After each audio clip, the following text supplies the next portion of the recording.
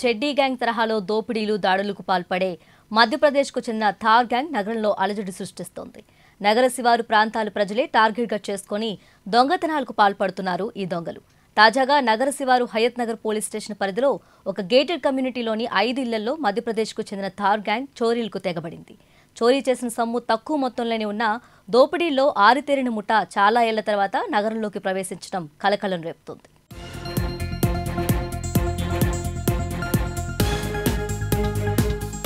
ఓవైపు స్థానిక దొంగలు ఎక్కడికక్కడ ఇళ్లను గుల్ల చేస్తుంటే ఇతర రాష్ట్రాలకు చెందిన కిరాతక ముఠాలు నగరంలో అలజడి రేపుతున్నాయి. ఒకేసారి వరుసగా ఇళ్లలో చోరీ చేసి అవసరమైతే ప్రాణాలు తీసేందుకు వెనకాడిన దోపిడీ దొంగల సంచారం నగరవాసుల్లో భయాందోళన కలిగిస్తోంది. నగర పోలీసులు గట్టి నిఘా, వరుస అరెస్టులతో మధ్యప్రదేశ్కు చెందిన థార్ గ్యాంగ్ 2 ఏళ్లుగా నగరం వైపు చూడలేదు. చివరిసారిగా 2022లో సైబరాబాద్ రాచకొండ కమిషనరేటర్ పరిధిలో ఈ ముఠా దొంగతనాలు చేసింది. థార్ ముఠా సభ్యుల మీద 2018-2022 మధ్య సైబరాబాద్లో 138, రాచకొండలో 32 చోరీ కేసులు నమోదయ్యాయి.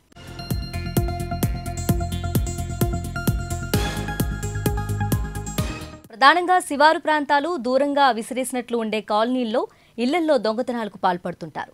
పగటిపూట కాలనీల్లో రెక్కీ చేసి అర్ధరాత్రి దొంగతనం చేసే ముఠాలు ఒక్కోసారి దాడులు, హత్య చేసేందుకు వెనకాడరని పోలీసులు చెబుతున్నారు.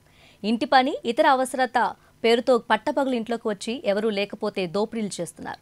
మహిళలు, వికలాంగులకు నటిస్తూ చోరీలు చేస్తున్నారు. దీంతో ప్రజలు మరింత అప్రమత్తంగా ఉండాలని పోలీసులు సూచిస్తున్నారు. బాధితుల ఫిర్యాదు కోసం కేసు నమోదు చేసుకుని పోలీసులు ముఠా కోసం ముమ్మరంగా గాలిస్తున్నారు.